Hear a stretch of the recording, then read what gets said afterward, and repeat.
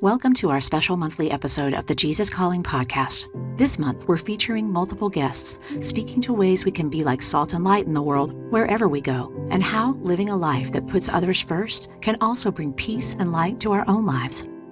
Every good deed that we put out into the world builds off one another to help make the world a better place. Whenever we can be a light to others or bring tangible resources to people who aren't in a place to provide it to themselves, we are following Christ's command to love others as He first loved us. We'll share inspiring stories from people who found a way to give back, starting with former Bachelor contestant and founder of Generous Coffee, Ben Higgins.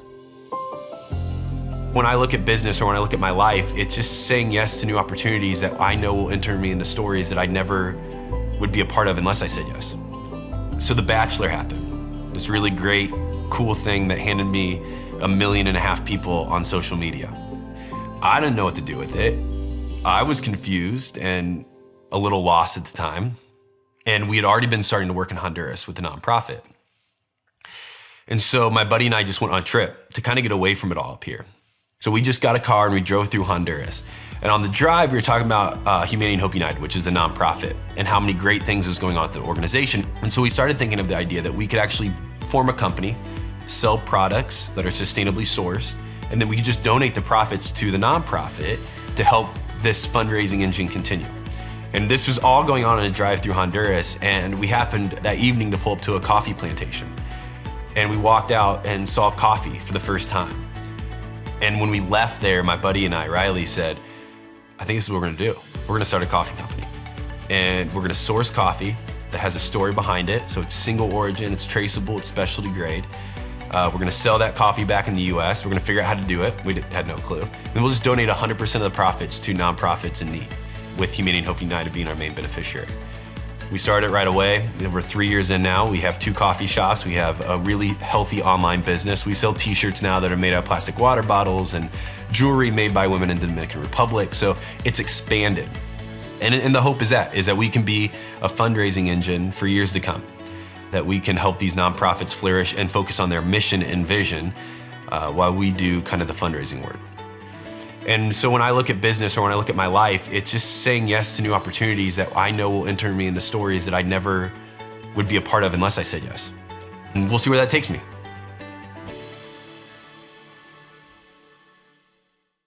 I believe it was Jesus' mission, is to reach out to those who are hurting, to allow us to know that we're not alone, that there's a God that loves us and cares about us and will go far out of His desired way to help us know that.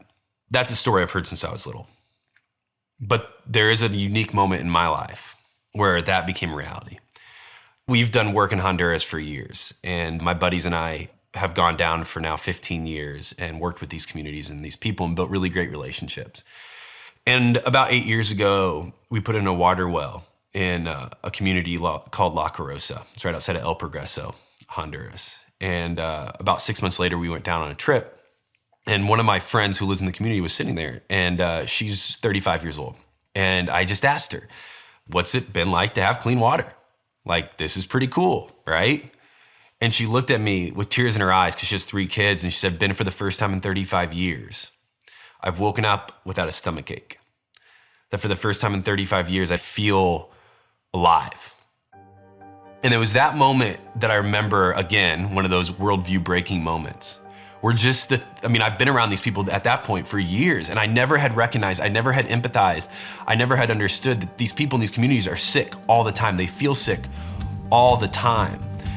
And so it was this moment when she told me her story that it hit me that if I have one life calling, if I have one job to do, that whatever it is, I want it to turn to stories like hers.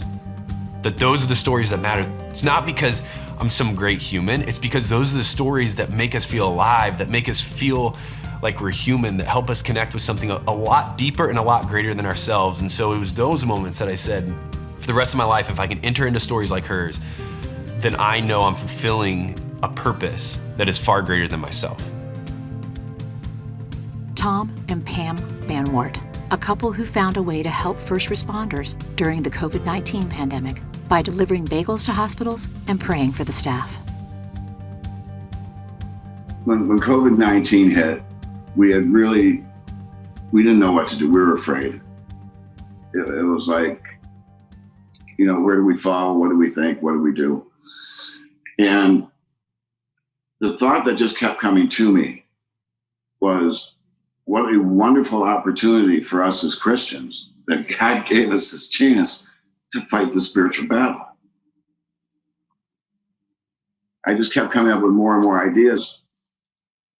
And I realized that I wasn't a man of action. That I was a guy of ideas. And my job has always been, I'll give you the ideas, now you go take it and run. And I needed to become a man of action. I needed to put these ideas to work myself, and quit expecting other people to pick up the ball and run with it. And that's really how things got started. Initially, we kind of looked at each other when all this started, and we weren't sure how the two of us were going to survive with, when they put everything on lockdown, how the two of us were going to survive, alone, around the clock, 24/7 for an indefinite period. And I remember saying to Tom, 30 days, we can handle it. Well, it's been a lot of 30 days. And so much cool stuff has happened in 30 days. That's the beauty of it.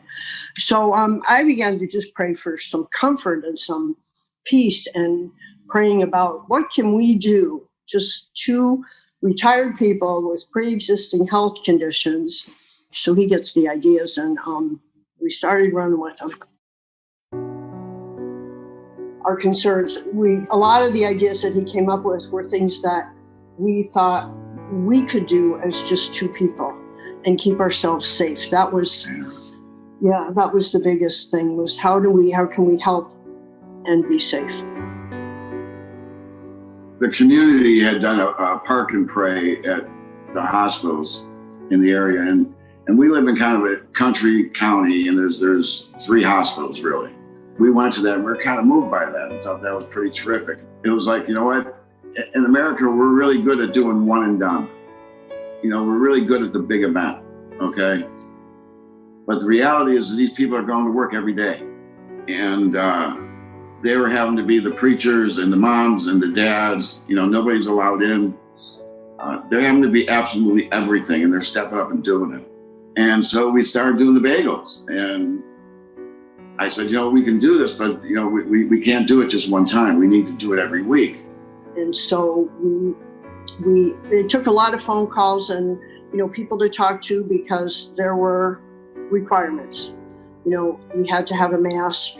We weren't allowed in the hospitals.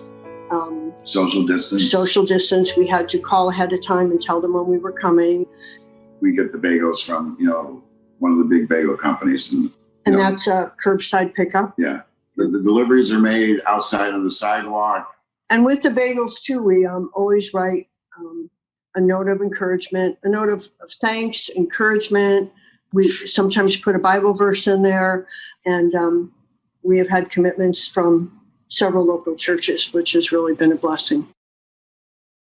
We were delivering bagels one morning, and we were talking with the gals at the big hospital, and they shared with us that they had just brought in 50 FEMA nurses to care for the COVID patients. Because their people were so tired and worn out. It was that information that stirred, again, the information guy, Tom, to the idea of praying outside of the hospital. And so he asked if that would be okay. And I think they were kind of surprised because we weren't talking about another big park and pray with cars of people. He was talking about just the two of us sitting outside the hospital somewhere and just praying for, the people that were working there, all of the staff, the patients that were in the hospital, the families of the patients. We didn't know anybody at the hospital. We didn't know anybody in that particular hospital. It was just his idea that, maybe something visual on a regular basis, and so that people know that there's people praying for them. And so from that, we started going to the hospital. It just really hit me that these people needed to see something consistent. You know, I mean, the biggest thing for me in my life has been the consistency of Christ, okay? Is he has consistently been there. No matter what I've done, where I've been or anything, he's been there. And they needed to know that they had that too, okay? And if it was just two goofballs, you know, a guy that hasn't had a haircut in 7 months, and, you know, his wife sitting there with a sign that says praying on a couple of lawn chairs, that's what we would do. It was so emotionally charged and so powerful. The need for this to happen was loud and clear. And we both felt really, really inadequate because, you know, we're just two people. What can we do? You know, and you know, we weren't chasing people down in the parking lot. We just sat in a little designated spot. And as we saw things, we would look at each other and we would pray. You know what? We'll keep suiting up and we'll keep showing up and keep doing what we got to do. And I prayed to God that some more ideas come. And I just hope that the Christian population realizes that we've got warriors in these hospitals. I mean, these guys are warriors, man. I mean, they are suiting up and showing up every day. You know, we need to strengthen these folks. We need to help them any way that we can. You know, this has stirred both of us, and we'll just keep on going wherever there's a need. Holly Hayes, a survivor of sex trafficking and the founder of the Sanctuary Project, which helps women who have come out of sex trafficking find hope, healing, and meaningful work. And by 15, I was drinking and using drugs every day. By 16, I had dropped out of high school and had my first of 5 abortions. I ended up in my first abusive relationship at that point as well. By 18, I was getting arrested all the time. By 19, I met my trafficker. And, you know, I met him at a party and I immediately was drawn to him and he immediately was drawn to me. So by 21, I was homeless, addicted, completely lost, completely broken. And I was on the floor of a public bathroom, just crying and watching my tears hit the floor one day. And 3 words fell out of my mouth. I said, "God, help me." And I'd never believed in God. I had no experience with God. I didn't know any God people. I wasn't looking for God, but it was all I could think to say or pray in that moment. And that very night, I ended up meeting someone who got me into a recovery program.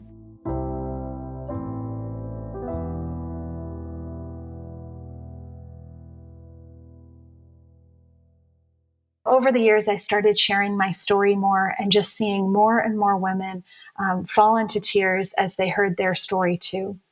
And I began to build a community of women that I was mentoring and just working with and loving on. And most of those women are incarcerated when I meet them. And so I go into the jails and I tell my story and I teach about trafficking. And then I'm able to develop a relationship with them while they're in, and then help to advocate for them when they're coming out and help them to find safe housing and get connected with all the resources they need. The biggest resource I saw missing was employment. I found that girls who had a lot of trauma around work, which we do coming out of sex trafficking, had so much trouble then going and just getting a job at a gas station or at Taco Bell. There's so much trauma around work and around servitude and having to obey a boss. There's a lot of trauma that can come up for women. And so again and again, I saw women struggling and failing when it came to rebuilding their lives. And a lot of it was around this employment piece. And so for years, I saw these issues and this pattern repeating in women's lives and really just started to dream of a place that could employ women and be that safe landing place and be that place where women can find hope and restoration and healing around identity and work. So I built Sanctuary Project in February of 2018, and we started growing quite quickly. And so a little bit about the jewelry. Everything in the line is meant to evoke a feeling of sanctuary. I think we all find sanctuary in different places. For me, I love old churches, old cathedrals. And so I just love that feeling of sitting in a literal sanctuary. But I think other people find sanctuary maybe in nature, or, for a lot of our girls, just in having their chains broken and being free from jail. Maybe that's their sanctuary. When I started Sanctuary Project, I knew I wanted to do a daily devotional time with the girls and to start each day just with a little teaching, but something simple and something for them to digest wherever they're at in their spiritual journey. There's this softness and openness that starts to happen in them where a lot of girls have become willing to explore faith as a result. We've had 3 girls come in who were professingly not Christian, definitely wanting nothing to do with it, worried about working for us because they thought it might be too Christian of a company, and by 2-3 months in became devoted followers of Christ. I've gotten to baptize a couple of them, and so it's been a really wonderful journey to just walk with these girls as they're exploring faith and to offer a tool like Jesus Calling where it's so accessible. It's the very sweetest, most loving heart of God devotional I could possibly imagine, and every single day these girls feel so loved by the words in that devotional.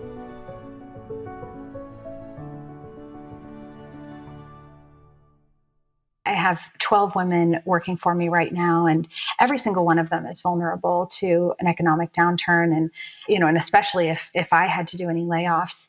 And so right when COVID hit, the Lord told me to let him work and to not let go of any of our employees. In the same day, we lost every single revenue stream. All of our revenue at that point was coming from pop-up shops and fundraisers. And so I got on my knees because I know there is only one way to get needs met, and that is through prayer. And I started praying really specific prayers, like, Lord, I need this much money. Lord, I need you to provide some sort of revenue stream that is this much. And I started asking for very specific numbers even from him. And what was so incredible is that, man, he is so faithful to the people he loves, especially the vulnerable, especially those girls. And so as soon as I would ask, he would provide. And it's been an unbelievable year of seeing those really specific prayers met with really specific needs. And it's not like I'm praying for favor and abundance. I'm praying just to get my girls fed.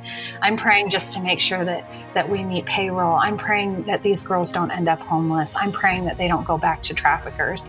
And so I'm not like a name it and claim it person. I'm not someone who says, just ask for it and God will give it. But when it comes to meeting the needs of his beloved, of his people, he is so faithful.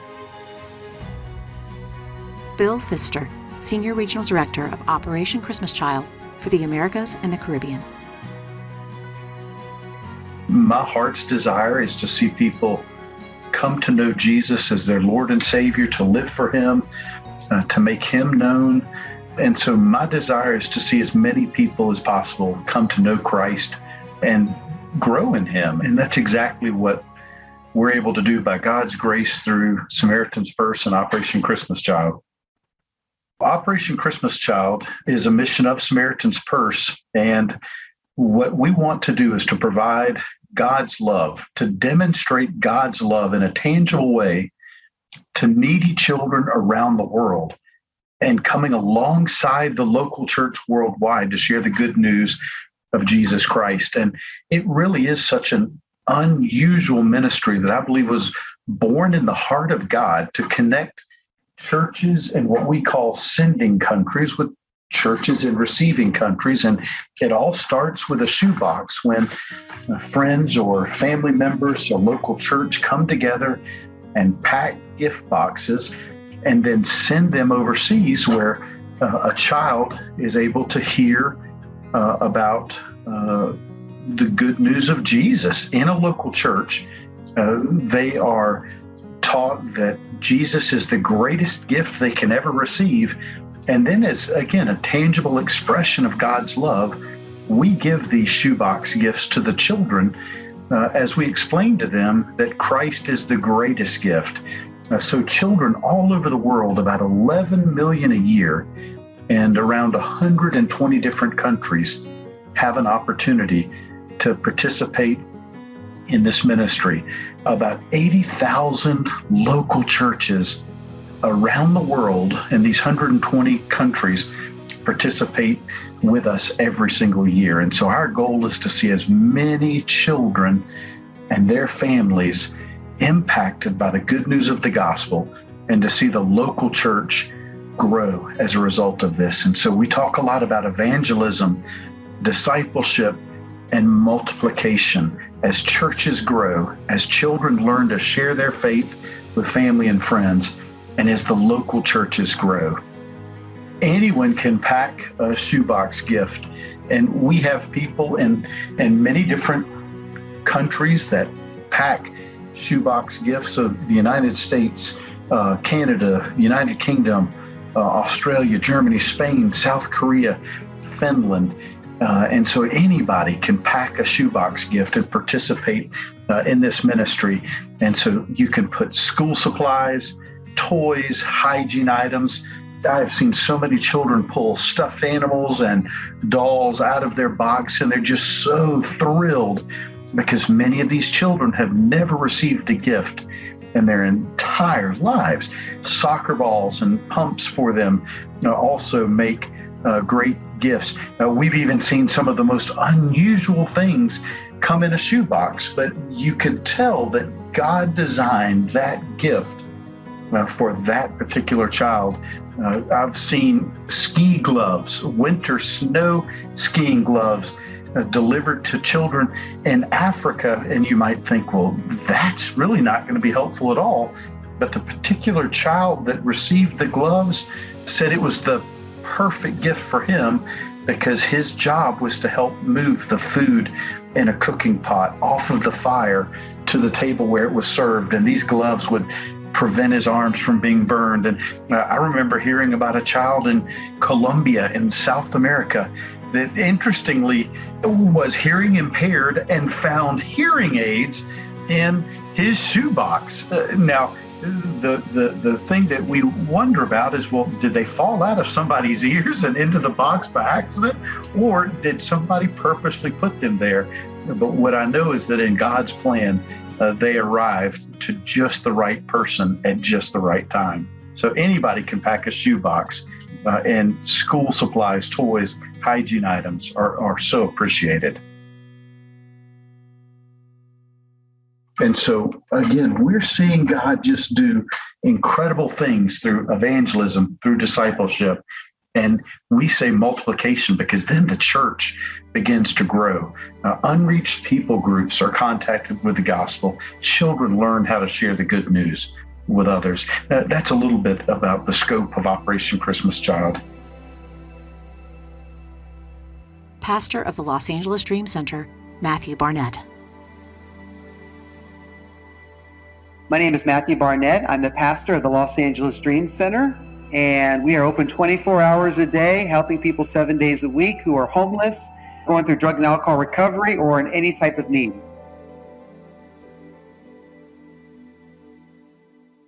We house 700 people every day who are homeless, families that are homeless, people that have drug and alcohol addictions that we take in every second of the day, literally. You know, LA is expensive. Everyone's 2 weeks away from being evicted, and it's just constantly taking in families, homeless veterans. And these are the kind of people, and every program that we built at the Dream Center is 1 year. And the reason why it's 1 year is because we want to give people the luxury of time to change. When people don't have time to change, they act in desperation. So we just try to take away that survival mindset and get them into a place where they can take a deep breath, they can get into the Word of God, they can start growing as people, and then they can start rebuilding their lives. You know, we have 275 men and women in our drug and alcohol rehab program, and we also take in 30 people a month that are sentenced to us, to the Dream Center, instead of the prison sentence. So we're dealing with prison reform and then homeless families. We got about 220 people that are families that are homeless, that have nowhere to go. They show up in their cars, precious little children. There's someone to pray for them, to hold their hand through the process, helping them get to point A to point B in their journey. And so I think that the strongest element is that time aspect, to see God begin to evolve in their life. We've used so much great curriculum, a Jesus calling. It's been a part of our recovery programs, and just people come into the program and detox. They're learning how to communicate with God, learning how to hear the voice of God, learning how God speaks to people. And so we just incorporate it into our recovery program. Here's a passage from January 5th of Jesus Calling. You can achieve the victorious life through living in deep dependence on me. People usually associate victory with success, not failing or stumbling, not making mistakes. But those who are successful in their own strength tend to go their own way, forgetting about me. It is through problems and failure, weakness and neediness that you learn to rely on me. True dependence is not simply asking me to bless what you have decided to do. It is coming to me with an open mind and heart, inviting me to plant my desires within you. I may infuse you within a dream that seems far beyond your reach. You know that in yourself you cannot achieve such a goal. Thus begin your journey of profound reliance on me. It is a faith walk, taken one step at a time, leaning on me as much as you need. This is not a path of continual success, but of multiple failures. However, each failure is followed by a growth spurt, nourished by increased reliance on me. Enjoy the blessedness of a victorious life through deepening your dependence on me.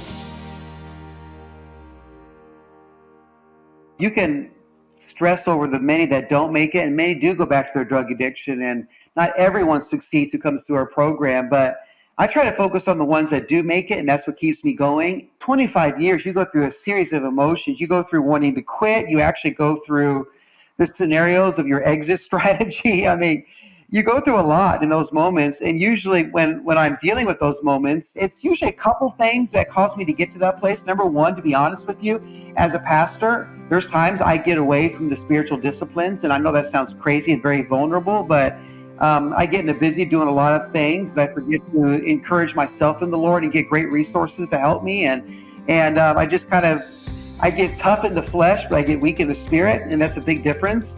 There's also times where burnout to me can be a lack of vision, where I just get to the place of my life where I say, God's done something so great, 25 years. If it all ended tomorrow, it would be a great run, and you get to that place where you kind of get settled in a level of success.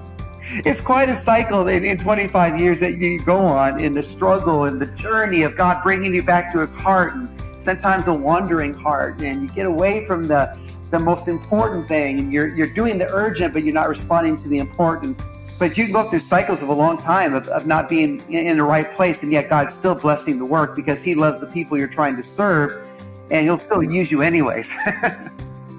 It's truly extraordinary what happens, and we just kind of got started and believed that miracles would come along the way.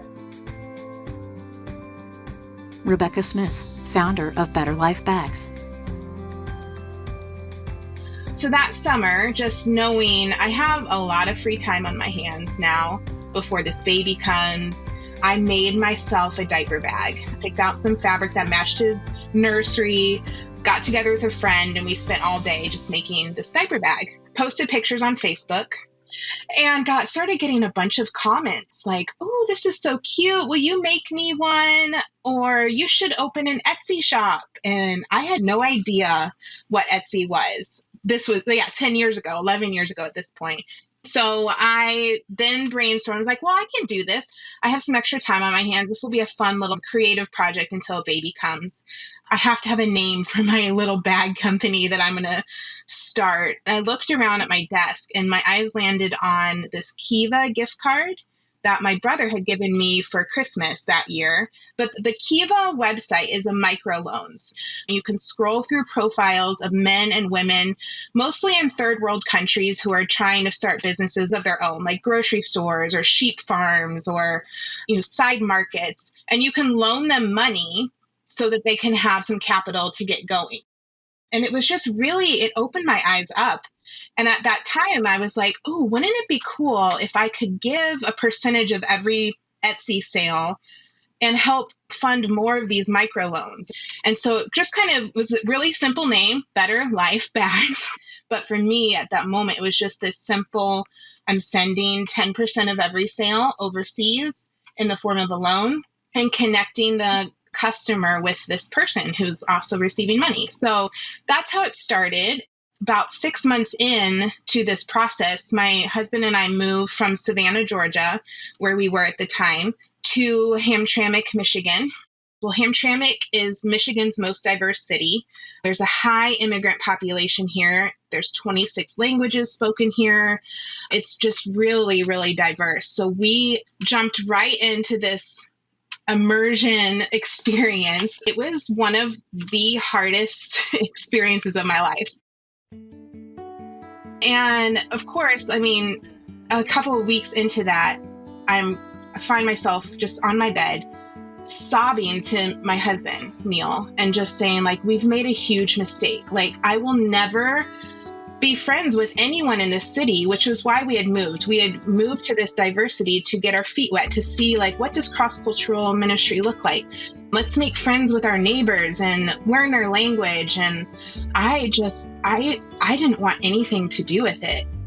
So I started this experiment of just staying in the city, like walking the sidewalks here, going to the markets here. In that time, my husband was learning Arabic from a man from Yemen, and he had a daughter who knew how to sew.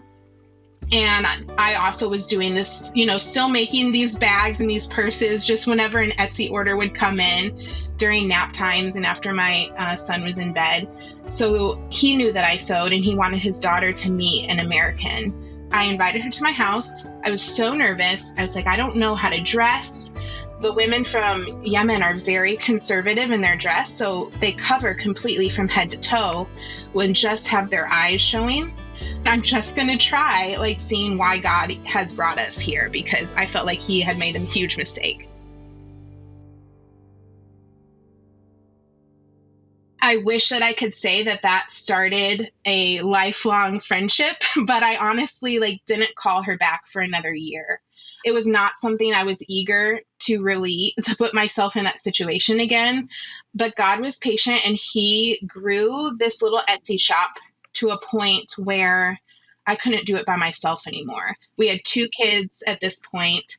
I was working as fast and as long and as hard as I could, but I either needed to shut it down and be like, that was fun, but now I have to be a stay-at-home mom, or I could hire some help. And I remembered this woman who we sewed together in the basement, and I had her phone number still. And I just decided to call her up and just see if she could help me dig myself out of this problem that I had of too many orders.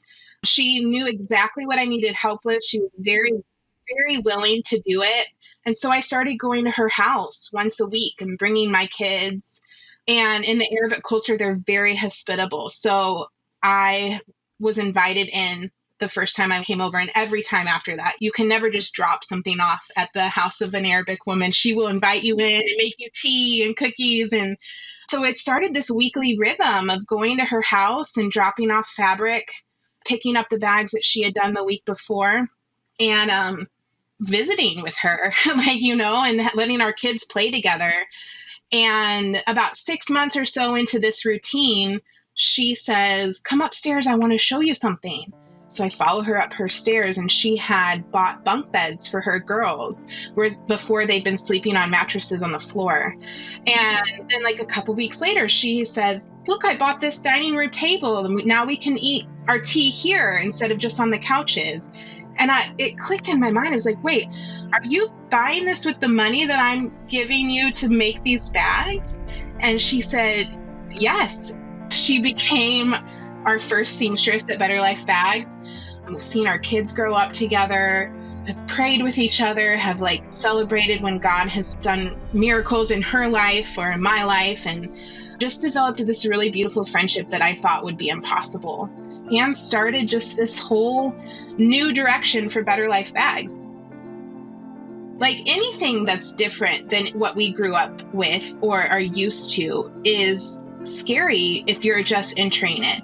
But my challenge to myself and to people who are scared, I think anytime we are confronted with fear, is of any sort of race, religion, any sort of difference, is just meet somebody. get a face and a name and shake their hand, get to know their story. To me, the goal in life, in business, in parenting, in any of it is not winning. Like, the goal is not to finish first. The goal is to finish, and to finish well in the lane that God has given us to run. CEO of Haiti Made, Will McGinnis. I was in the rock band Audio Adrenaline. I was the bass player, and once our band had been traveling around the country quite a few times. We had been a band probably about 10 years or so, and we were trying to find just some new vision.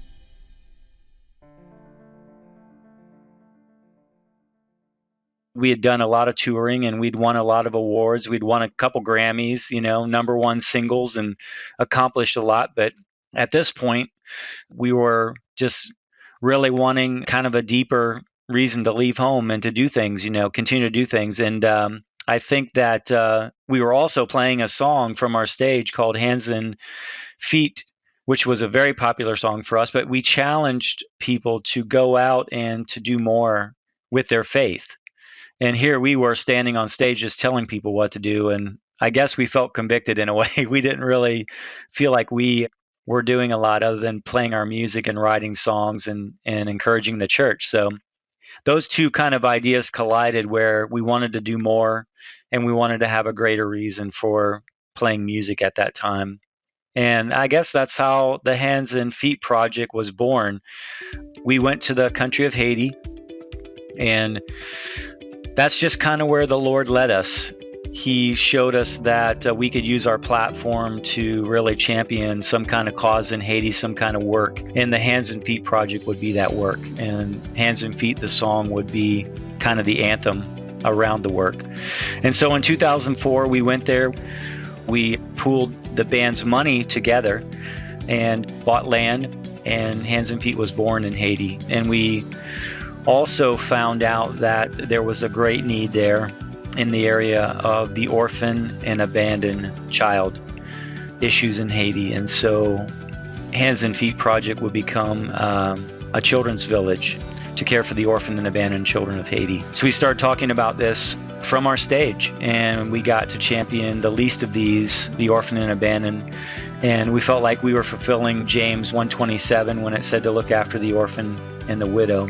And that became our scripture for that.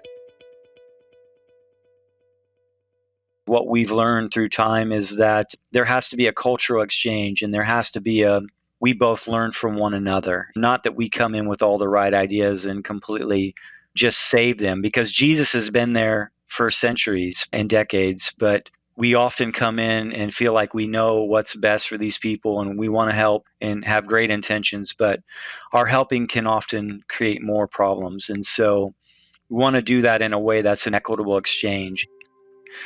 And there's just so many stories of what God has done. I mean, our older kids now are 18, 19, 20, 21, 22. Some of them have transitioned out. Some of them are trying to go to university. Some of them are starting jobs. Some of them are, buying a house, and they work at Haiti Made. It's the landing place for them, whether it's for a season or for long term, where they can really fuel their dreams and chase life. There's so many stories of these different children that Hands and Feet has been blessed and honored to care for. And we've walked through a lot together. We've walked through, what it feels like to be labeled orphan or abandoned and to be given up by your family. And we've tried to provide a real circle of care around them, the physical, the emotional, the spiritual, and all the above, just to take care of all those needs and to see them really become healthy and well. Thank you for listening to this special monthly series as part of the Jesus Calling podcast. Be sure to follow the Jesus Calling podcast so you can hear the full stories from each of these guests, and also make sure you get these special bonus episodes each month. For more information on Jesus Calling and Sarah Young, please visit jesuscalling.com or visit us on our social media channels on Facebook, Instagram, and Twitter.